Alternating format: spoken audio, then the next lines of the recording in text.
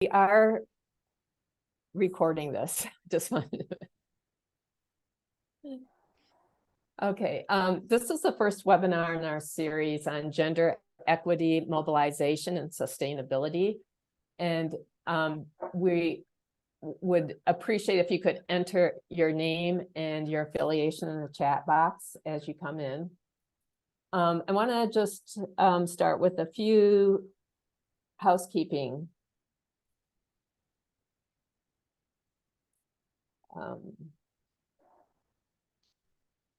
things here.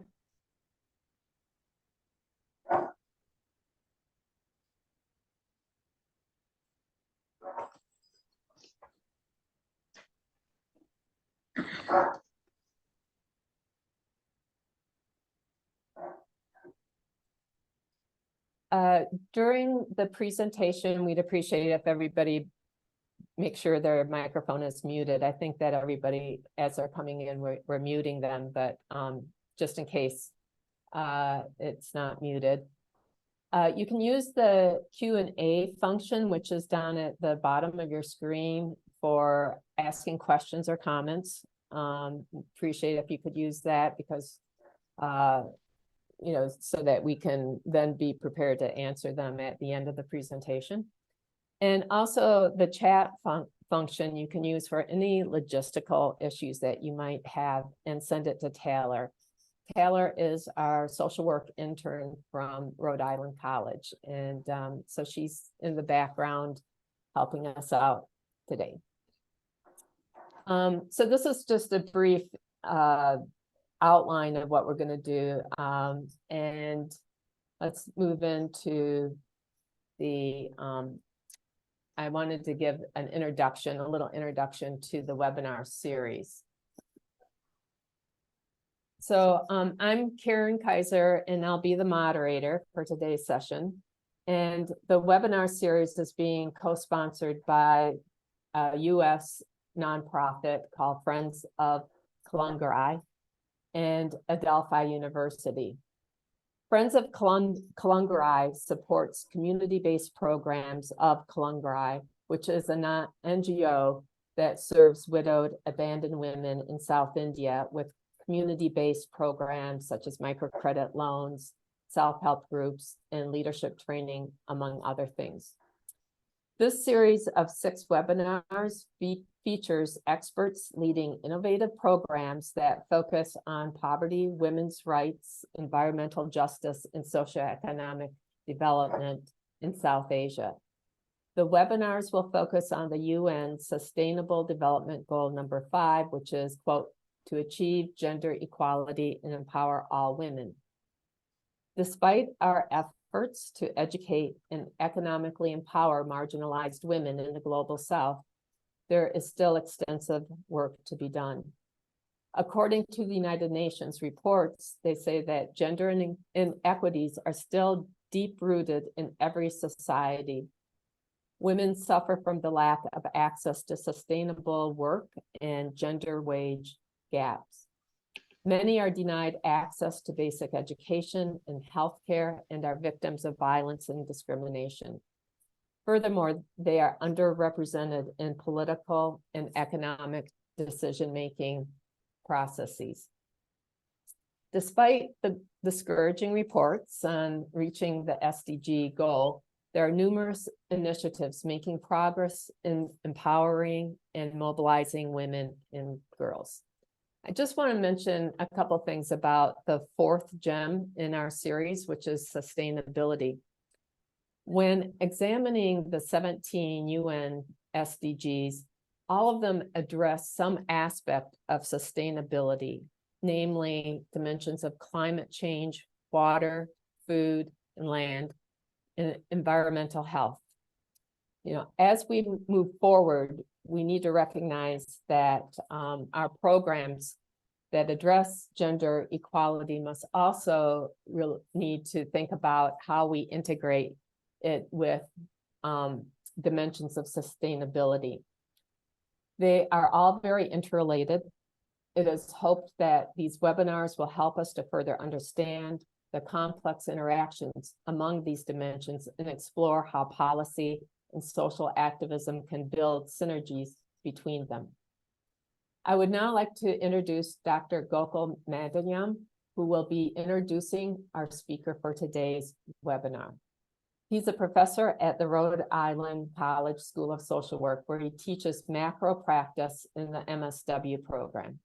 His work focuses on interdisciplinary social innovation and social entrepreneurship. He has consulted on a variety of social development projects in India and serves as a board member of Friends of Klangrai. Thank you, Dr. Kaiser, for the kind introduction. On this very, during this very auspicious time of festivals in India, it is my pleasure and honor to introduce our guest speaker, Dr. Safia Niaz, who I went to graduate social work school with in Mumbai. So it's kind of like a reunion for me here. And I'm extremely fortunate to introduce my very good friend, Dr. Safia Niaz, to you. Dr. Safia Niaz is an Ashoka Fellow, and she has been working on the issues of Muslim women for the last 28 years in various capacities and diverse institutions. Her area of expertise has been knowledge activism through capacity building, training, and enabling women's leadership. She has played a very key role in getting legislation in support of the Muslim women's rights that directly and significantly impacts personal law related to marriage, divorce, inheritance, and custody issues. Dr. Safia Niaz is the co-founder of the Bharatiya Muslim Mahila Andolan, BMMA, a national platform for Muslim women in India to present an alternative progressive voice. In this webinar, Dr. Safia Niaz will address the strategy that BMMA uses to empower Muslim women in India and assume leadership role in their communities. So without further ado, I hand it over to Dr. Safia Niaz. Thank you. Okay, so thank you so much. It's such a pleasure to connect with Gokul and to all of you from the university. Am I audible? Okay, great. So, Bharatiya Muslim Mahila Andolan, I'll say BMMA. So all of us know what it is. Basically, in English, it would mean Indian Muslim Women's Movement. Yeah, so it's a movement of Muslim women in India. We began our work in 2007, and since then we've been trying to raise the voices of Muslim women and raise the issues of Muslim women through her agency and through her experiences. So if we have to look at the context of the work that we have been doing, we need to go back a little in time and look at how the independence movement impacted India and the Muslims. And I'm sure we are aware of the fact that Muslims in India are a minority today. And Muslim women in India are a minority within a minority. So we need to look at her issues from that perspective as well. And we are now, if I'm not wrong, the second largest Muslim population in the world after Indonesia. And we are huge. We are 15%, 15% of the Indian population, and close to Gokul, you will need to help me here. 16 crores. That is 16 followed by, you know. So we are 80 million Muslim women. Yeah. If that helps. So double of that, and that's the population of Muslims in India. And after partition, which happened in 1947, we are aware that in Pakistan happened, and the population of Muslims which stayed behind India were poor, assetless, marginalized, and were struggling with a highly communal atmosphere after the partition happened. And for the longest period of time, we didn't have a leadership within the community which could talk about socioeconomic issues.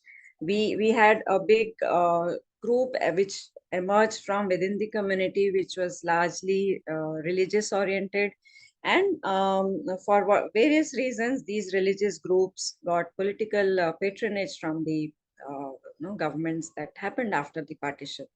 And as a result, the developmental issues of the Muslim community and specifically issues of Muslim women never really got the kind of focus that it should have got. So while the entire country kind of progressed, and especially on the issue of family law, the Hindu family law was codified between 1955 and 1957. So the entire Hindu community, which included the Sikhs, the Buddhists, and the Jains, who are otherwise a religious minority, they were all covered by a codified family law. So when I say codified law, it means a law which is passed by the government. So it has a statutory backing and it's the law of the land. So we see that the entire Hindu community was governed by a codified family law, thereby providing legal protection to the women of that community. And when I say personal law, it means laws which cover issues of marriage, divorce, custody of children, maintenance of the wife during marriage, after divorce, adoption issues, guardianship issues, all these are part of the family law, as we say. And so we see that the entire Hindu community is covered by a codified law. And over a period of time, we also see that these laws get amended and become better over a period of time. We also have a very, very small minority Christian community, which also has a codified law. We also have a very small, again, a very small minority, the Parsis, the Iranis, and they also have their family law codified. But the largest minority and a huge number of population of Muslims in India till date do not have a codified family law, which means that the entire community and specifically the women of the community are without legal protection on issues of marriage, divorce, custody of children, and all those issues that I mentioned. And why did that happen? Why did this community not able to do that? Was because we had a entire religious group which was dominating the community, and they didn't allow progress or develop on or even discussion to happen around the issues of law reform. And can we go back to the first slide? I'm still there. Yeah. Whereas for the Muslim community, the codification process began in 1937 itself. And Muslim women of those times really came together and they formed their own groups, and they pushed the British government at that point of time to look at the process of reforms, to look at how marriages can be made more equitable for the women, how processes of divorce can be made more equal for the women of that community. So the community which began the process of change right there in 1937, we were not able to move ahead because of partition, and as a result, till date we do not have a law, a codified, comprehensively codified law, which would govern issues of the family. Next slide. So it is in this context that BMMA was formed in 2007. And of course, our focus and our area of achievement has been the issue of family law, but we've been working on other issues of the community as well. The issues of education, livelihood, how do we motivate young women to come forward, to come out, to educate themselves. We have focused on the development of the leadership of Muslim women. So our entire focus has been on how do we facilitate Muslim women to come out of their homes, to take charge of their homes, to take charge of their community, to take charge of all the issues that are governing them. So here I would like to mention the tagline that we have. No? We have our slogan, which says, "My struggle, my leadership." So if Muslim women are having issues with the family law, it just makes sense that they come out, they take leadership, and they speak to the community, they speak to the state, and they demand their rights. So we've focused on the voice of Muslim women, we focused on the voice which comes from their own lived experience. So one is to talk about law reform as a theory or as an issue which impacts people, but it is a completely different matter when the victim becomes the center stage, where she comes up and talks about her issues from her own lived experience, not from some theoretical legal perspective, not from some from a perspective which doesn't come from her lived experience, right? So our focus has been to how do we ensure gender justice to Muslim women, and how do we let the law enter the four walls of the Muslim women's home?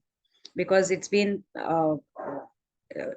if by 2037, if we don't have a comprehensively codified law, it's going to be a century. It's going to be 100 years that an entire community of so many millions, they're surviving without a legal protection. And all along, we've been told that legal issues, Sharia issues, issues of religion, we should not be discussing it. It is a matter which is to be discussed only by religious groups, and women anyway have no business to talk about family law issues which emanate from from religion, and hence a Muslim woman who's probably homebound or has concerns of her own family, the issues that concern legal justice, law doesn't enter her home. And our work of the last 15 years has been, how do we let that happen? How can a Muslim woman get or feels and understands that she's protected by law? And that has been the mission of BMM for the last 15 years. Next slide.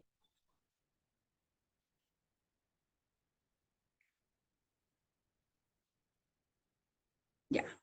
Now, when we started working with Muslim women in 15 years back, we were always told that specifically it came from a lot of feminist groups, which about whom we will also talk a little later, that why do we need a Muslim women's movement?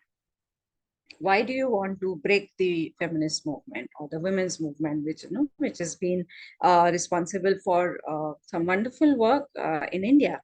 And so a lot of restrictions were, a lot of questions were asked, a lot of issues were raised, and we as Muslim women were always faced with this question always, that do we raise community issues, which was issues of survival, of education, of livelihood, and of lately, and even earlier, we right now we have a government which is extremely anti-Muslim, very openly anti-Muslim, and I'm sure all of us have heard about the lynchings of Muslim youth and how the community is being targeted and how it is made to feel responsible for every bad thing that's happening in the country.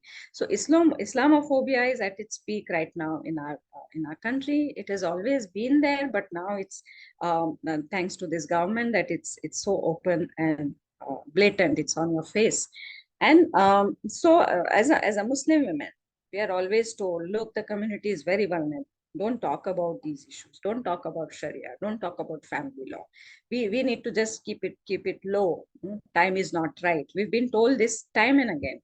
Time is not right for Muslim women to raise her legal issues. And we have always been told that. And for us as BMMA, our strategy has been, or our fight has been, that we will talk about community issues and we will talk about women's issues. So for us, we no longer have a choice. We no longer want to divide ourselves into this or this. It's going to be both. So we are going to talk about community issues, the issues of survival, the issues of Islamophobia, and we are going to talk about Muslim and women's legal issues, because we need not have this always Muslim women's legal issues cannot be at the bottom of the hierarchy, right? We need to bring it up and treat that issue as being as important as any other issue. We've always been told that this is the right-wing, Hindu right-wing government, and let's not talk about this. We've been told to do it right now, and we've been told that right from the time we began our work on Muslim family law. But we are not apologetic about being a woman, being a Muslim, being an Indian, and we are going to raise this up, and we have raised it, and we have achieved our success. What we've always been told, or our understanding of secularism. It is also something which we have broken and which we have challenged. For us, secularism is not atheism. We believe that to be a secular person means we believe in the equality of all religions, and we believe that all of us are equal before law. It doesn't mean that I give up my religious beliefs or I become an atheist. So we really broke away from that understanding of secularism, which in our country really rose from the left movement, and they believe that to be secular is to shun religion, to give up your religious identity. But if I am a believer, it is not necessary that I am not secular. Or if I am secular, I can also be a believer. So we really broke that binary, so to say, or a very narrow understanding of what secularism is. We believe that if I'm a believer, then I believe in my holy book, and I'm an Indian, and I believe in the constitution of the country. And again, it is possible to be taking advantage of both. So again, we did away with this or that. It is both. I will take whatever the Quran gives me, my holy book gives me, all the rights that are ensured to me by the religion, I'm going to take it. And all the rights that are ensured to me by the country, the constitution of this country, I will take it. Who is anybody to tell me that I should only be accessing the constitution of the country and not my holy book? Or who is to tell me that I should not be accessing CEDAW or the UNDHR? I'm a global citizen. I will access, or I will tap all those doors from where my rights are going to be ensured. So we really broke away those binaries. Again, I'm a Muslim and I'm a citizen of this country. So all along, your religious identity has always been kind of put on your face all the time. That you're a Muslim woman, don't talk about this. You're a Muslim woman, let's not do this. You're a Muslim woman, don't do that. But we really pushed ourselves to say that we are also a citizen of this country, and all those rights that come to any other Indian women must come to us.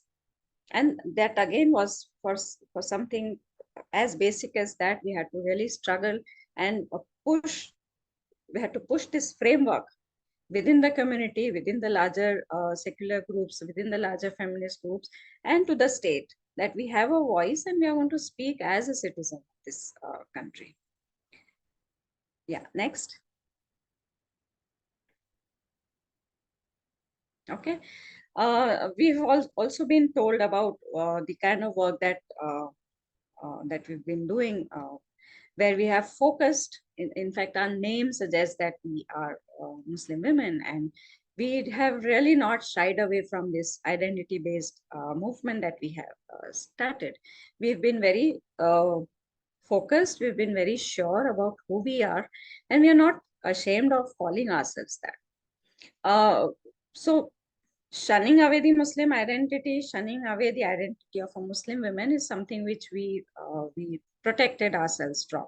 And because all other marginalized groups in our country talk about their identity. So we have a very strong tribal groups across the country. And they talk about their tribal, and they're very proud of their tribal identity. We have certain caste groups who talk about their backwardness based on their caste. We have the LGBTQ movement that has really emerged in India, and they are very proud of who they are. So why is it expected that a Muslim woman should not talk about who she is? So we really, we did not shy away from calling ourselves a Muslim women, a Muslim women's movement. And we believe that intersectionality, inclusion, identity is not something which you have to read it in theoretical papers or do presentations on or talk about it in seminars. We need to put it on practice. We have to put it before the community. We have to put it before the state. And if people really believe in intersectionality, they should be able to accept who we are. And we are not really shy of exclusively thinking things from Muslim women's perspective. It's kind of pushed on us all the time that you have to think from the Muslim community perspective. Yeah, so your issues of survival, Islamophobia, all that is something which you have to keep taking the burden of the community on you while shunning your own experiences, your own demands. But if you are a Muslim woman and we have a certain perspective, if we have a certain experience, we are going to exclusively look at issues from a Muslim women's perspective. And that, again, we have not given up. We look at all issues from a women's perspective. We have been successful in our work so far is because we have combined the two. So we are not simply doing knowledge building, capacity building, reaching out to the women, talking to them about their rights. That's something which we believe is important, and we are still doing it. But we have also linked all of that knowledge to what is happening to her in her daily life. Yeah, one without the other is not effective. If we simply talk about our activism, if we simply raise issues and keep demanding all the time, it's not enough. It needs to be backed by knowledge, by information, by the knowledge that women with knowledge that has been generated by scholars or people who understand Islam, people who understand Muslim women's issues. Again, knowledge itself is not enough. It needs to be combined with what's happening to her in her daily life. Otherwise, it becomes too theoretical. It's too cut off from reality. So we've been able to do that. And we come to these very two Hindi words, or rather Urdu words that I've used. Again, it has not just been a struggle, but also creation. When I say that, I mean that when we are demanding certain things from the state, we are constantly legitimizing the state, and we are constantly asking something from the other.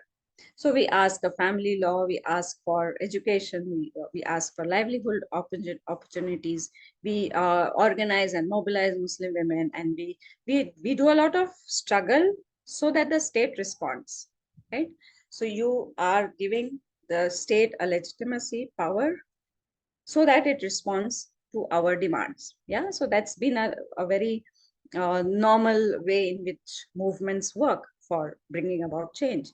But we believe that we also, as Muslim women, needed to create certain structures within the community. So while we are demanding that the state gives us a codified family law, we did not wait for the state to do that job. We created a family law ourselves. So we have a law that we have created ourselves, and we've been pushing the state to respond to it. So while on the other hand, if you take another issue, we have been asking the state to respond to Muslim women becoming qazis, right? But we did not wait for the state to respond to that. We have created a syllabus and a entire training program where right now we have trained 20 Muslim women to become qazis. Now, who is a qazi? A qazi is a person who can solemnize a marriage. And it was unheard of in the Indian context that there's an entire training module created by Muslim women to train another Muslim women to become a qazi. So while we struggle, we also create. While we demand, we also create alternative structures. And we create a model for the community and for the state to respond to it. So that is something which has really taken us forward. Creating alternative structures is what we have really created. And as I said earlier, this is our struggle. It's going to be our leadership. We are going to decide what we are going to do. We are going to give center stage to all the victims of say, triple divorce or polygamy or child marriage or issues which are impacting the Muslim women. She is out there. She is leading. She is going to talk about her lived reality. She is going to demand change from the state, from the community. And the community no longer can tell us that this is not your issue. You should not be talking about it. We will talk about it. And when we talk about religion, when we engage with religion, we don't need agents. Yeah, we can read our holy book. We translations are available. We know what are the rights given to us by our creator, and we are going to demand those rights from the state. In our liberal democracy, the state is the place, parliament is the place where we make laws, right? And I don't need scholars, alims, lawyers, religious groups to do advocacy for me. Sorry, I can do it myself. Yeah, and that's where BMMA has succeeded, because we We stopped looking out for people. We stopped looking out for scholars. We stopped looking out for people who will tell us what to do, right? We did it ourselves. And that's where I guess even the community, the religious groups within the community were very rattled by what we were doing. Not just them, but even the feminist secular groups were quite rattled that how can these Muslim women really go ahead without us and engage with the state directly? So we told them, please stop infantilizing Muslim women. We are not little babies, right? We know what we want and we can do it ourselves. If you're here to support us, well and good, most welcome. But you don't tell us what we need to do.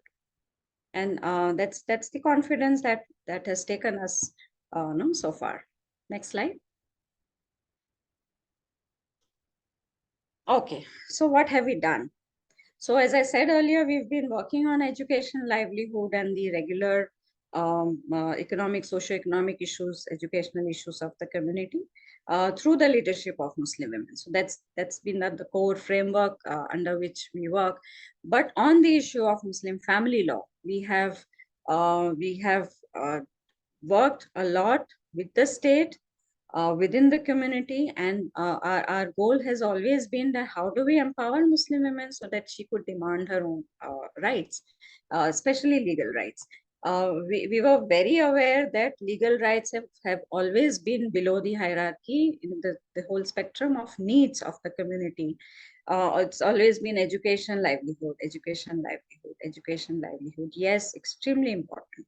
But legal justice is as important as any other justice. Legal justice is as important as economic justice, social justice, economic, educational justice. How do we and why do we ignore legal justice? Why should women and Muslim women not have protection of the law?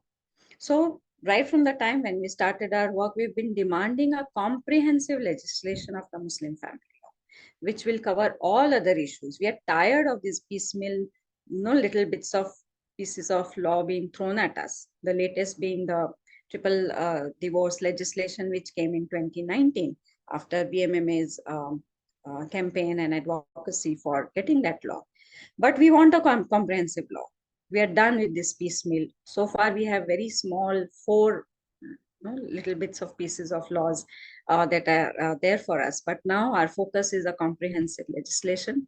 So what we did we do? We first filed a PIL. So public interest litigation so the PIL means public interest litigation on triple divorce, polygamy, and halala. And we filed this public interest litigation in the Supreme Court of India. So that SC is the Supreme Court. PIL is a public interest litigation on triple divorce, polygamy, and halala. Triple divorce, just for me to explain what it is, till 2019, a Muslim man could divorce his wife just by saying talaq, talaq, talaq. So he says divorce, divorce, divorce 3 times, either orally or through a chit of paper or through an SMS or via WhatsApp or email or a normal call, or just like that. He just intends to divorce and the divorce happens. That was the case till 2019. We filed a PIL, a public interest litigation in Supreme Court.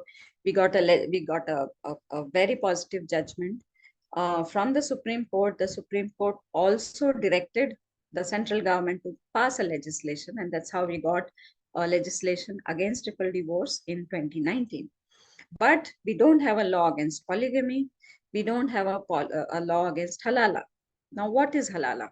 Halala is a process where a husband and wife, if they have divorced each other, they are no longer husband and wife. And if they want to come together as husband and wife after the divorce, they probably realize that staying together would have been better. But the divorce has happened. Now, what do we do? In the process of halala, they cannot just remarry. Yeah, the simplest thing would be to just remarry, right? But that's not allowed. She has to marry another man, consummate that marriage, and only after the divorce happens with that second husband can she come back to her first husband. And thus, halala has become a sex racket where very vulnerable, gullible Muslim women are made to sleep with other men, and she has to pay for it. Yeah. So we have filed public interest litigation against that practice. We have also been demanding legislation against child marriage and polygamy. Yeah. Currently, our public interest litigation on polygamy is pending in the Supreme Court, and we are hoping to get a good judgment from them. We're pushing them to do that. Right now, currently, there's been a discussion within the country on a uniform civil code. So, as I said earlier, all religious communities are governed by their personal laws. Yeah, so we do not have a common civil code or the law related to marriage and divorce, which is common to all communities. We don't have that, right? So the government, especially this very, very Islamophobic government, has been pushing for a uniform civil code on the shoulders of the Muslim community. Saying that the Muslim community is not interested in a uniform civil code, but we are going to get it. Many Muslim groups are against a uniform civil code. For us, it's an opportunity to further get the issue of family law reform into the discussion while the country discusses the uniform civil code.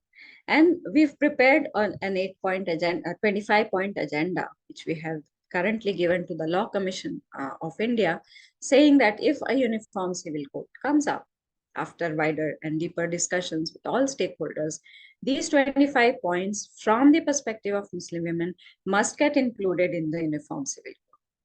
And if it does get included in the uniform civil code, we are going to welcome it.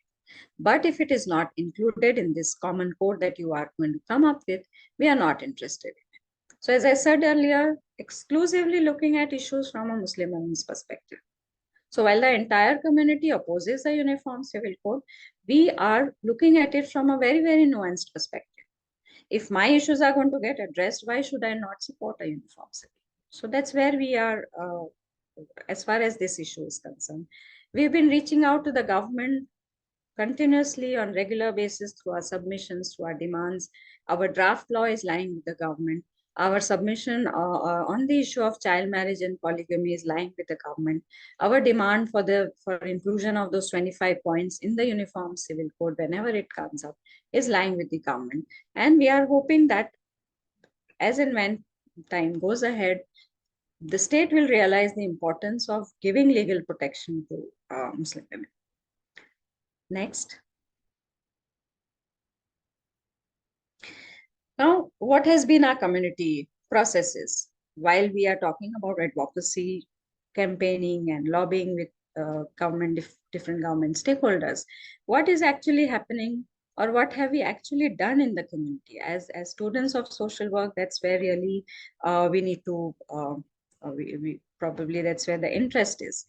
We really believe that unless you organize and mobilize the groups that you're working with, things are not going to happen. I remember when I started out working as a student, a social work professional. When I started to work, there were a few consultants, few of my faculty who were there to guide me, and they would always tell me, they would always ask me, have you grounded yourself in the community? Have you picked up any community? When I say community, I mean a physical community. In India, we call them slum communities, yeah, because that's where the poor and the marginalized live.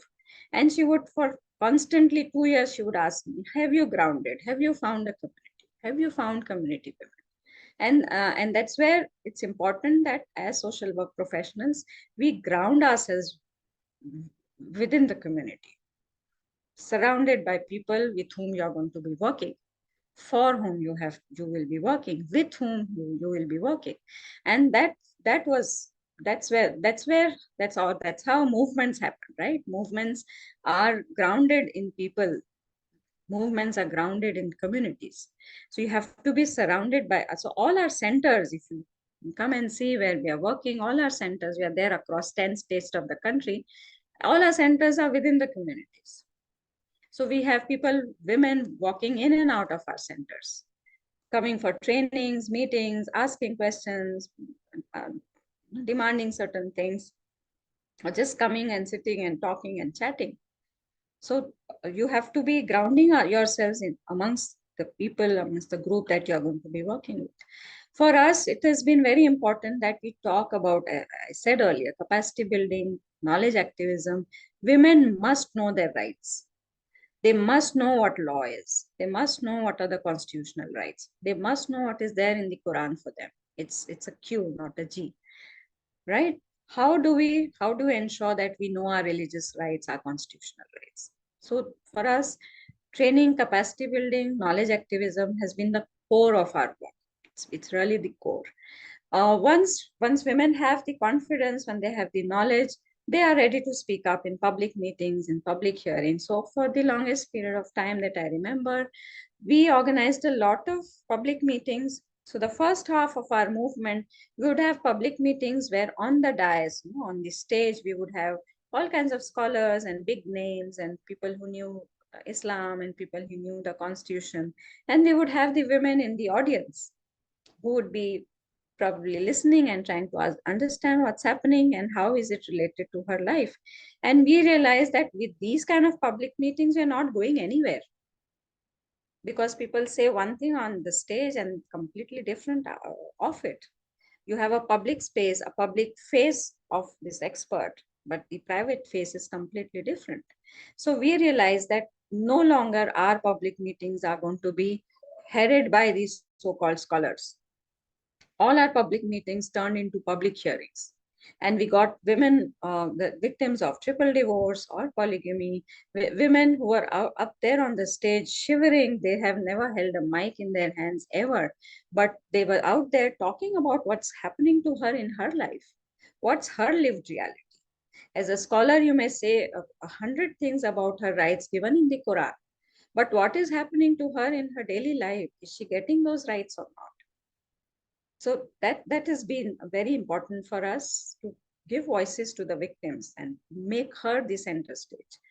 Press has been reaching out to the press, to the media, has been very, very effective, and we have not really shied away from it. We have spoken about, I have lost count of the number of press outreaches we have done in the last 15 years.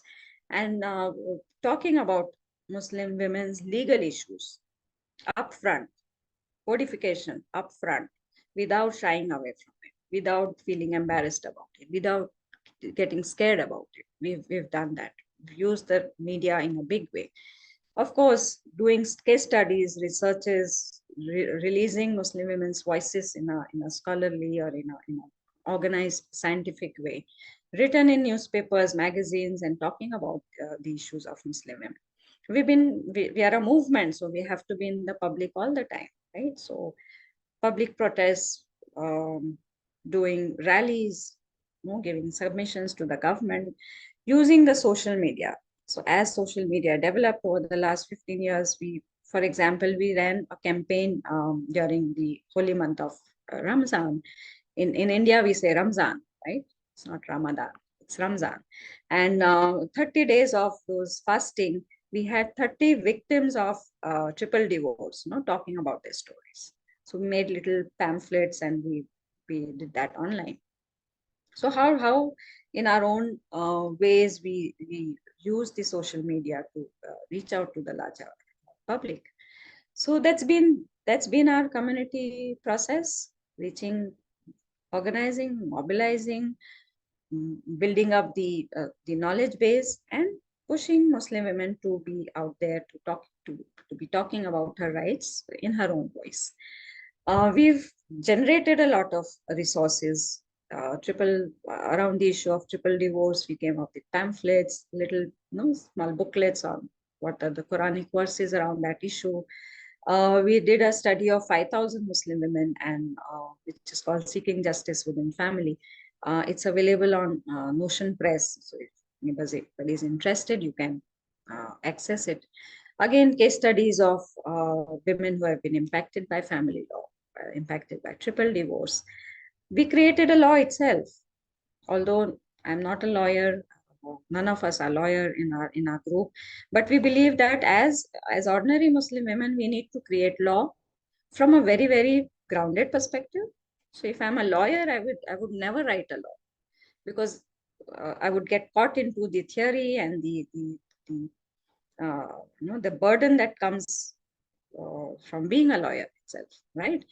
So I'm glad I'm not a lawyer, yeah, but I wrote a law from the perspective of Muslim women who's going through that daily grind, every day dealing or engaging with the law in her own life. As I said earlier, a Facebook campaign which went on for 30 days, public hearings, submissions to the government, media articles.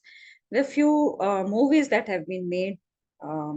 3 Seconds Divorce, it was available on Netflix for quite some time. There's a recent movie on our Muslim women's Qazi training that we did. It's called The Holy Rites. So that's what we have done in the last 15 years. And we hope to have a comprehensively codified law as we go ahead.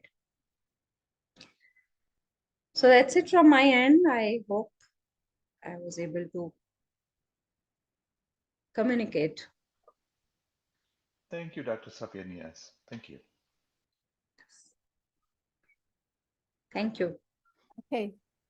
There are, yeah, thank you so much. That was so interesting.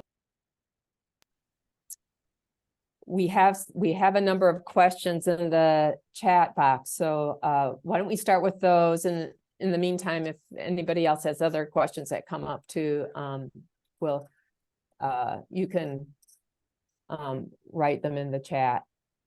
So let me see. I think the first one is was how, and this is from and I'm not sure if I'm pronouncing the name correctly, but Wahiba.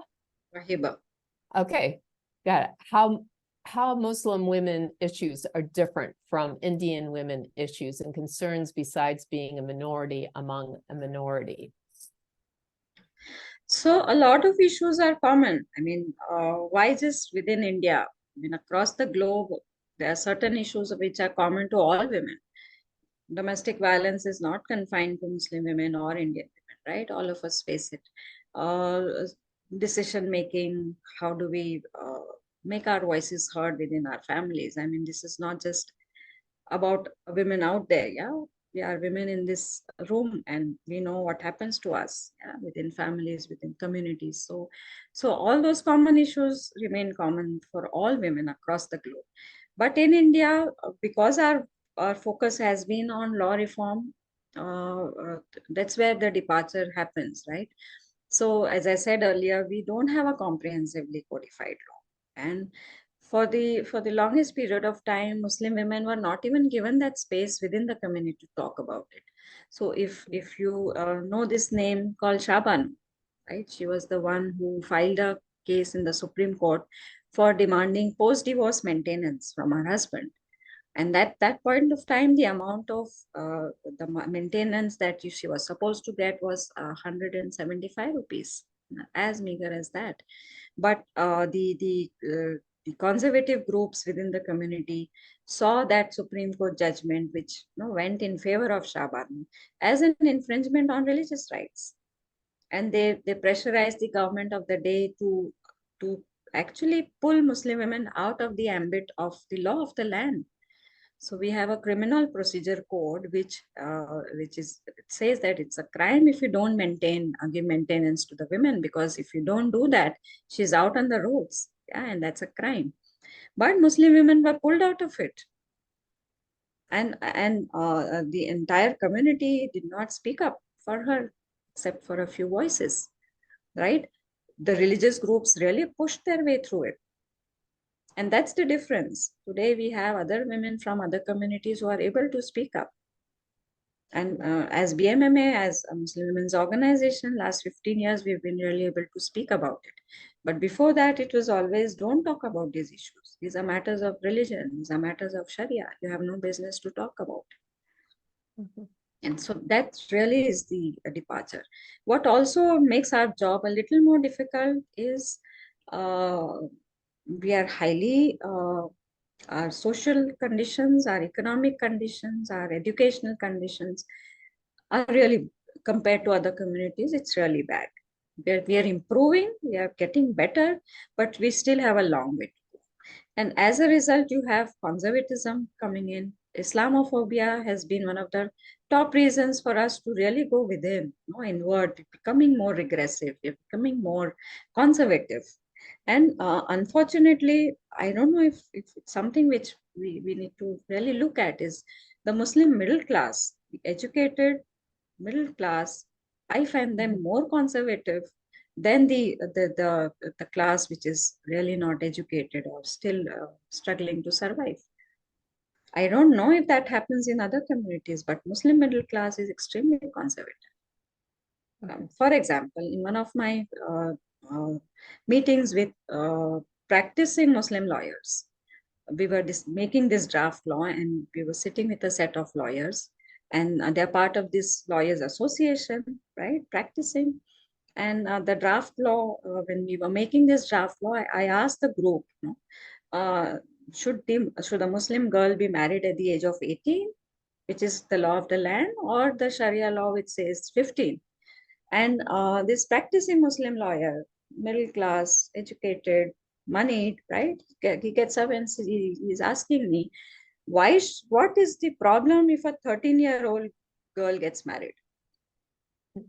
And for a moment, I was shocked, because this was not coming from some poor, uneducated person in the community. It's coming from an educated lawyer, practicing lawyer. And this is just one of the incidents. There are many where the educated, the moneyed Muslim men and women speak the most regressive language.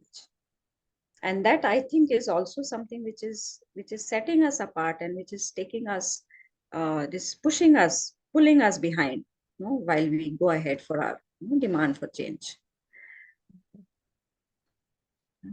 I have a quick question about, you talked about a movement, and I was wondering if it's in other states. Maybe you can share a little in terms of how broad this movement is.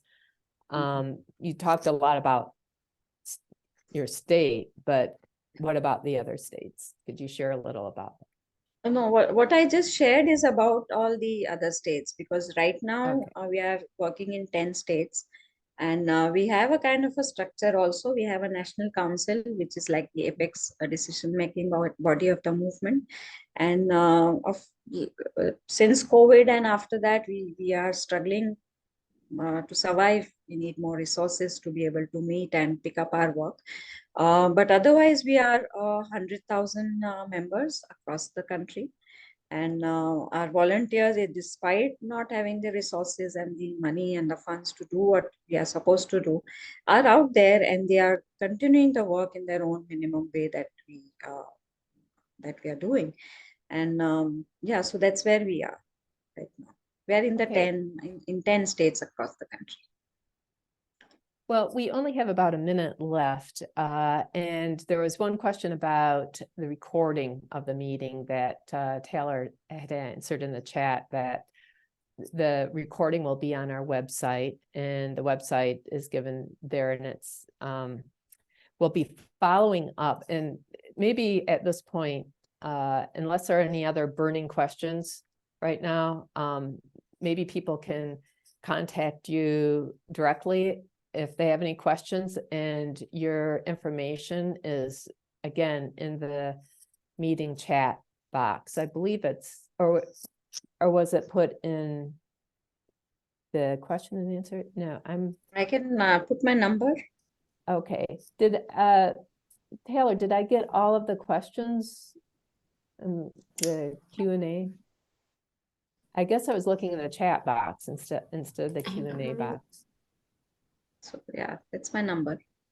Okay. I don't know where the Q&A box is, but yeah, maybe I we was don't looking have in a the chat Q&A. too, but I did. Yeah. Okay. Yeah, the number is there. I believe the email is also there, Dr. Kaiser. So Taylor put it at some point in time. Yeah. Okay. I'm going to turn it over to Taylor right now to provide you with some information following up the webinar. Taylor? So after this meeting, there's going to be a brief survey that's going to be emailed to you. And if you could please respond to that email, we would very much appreciate your feedback on this presentation and also suggestions for future presentations. And then coming up next, we have our next webinar. It's going to be with one of our board members, Dr. Praveen Kumar, who will be presenting on environmental justice and well-being, improving energy access to empower women in rural India. So this webinar is going to discuss a recently published study demonstrating the impact of providing skills-based trainings through a solar lamp initiative on women's empowerment. Thank you, Taylor. And is there anything else that I have forgotten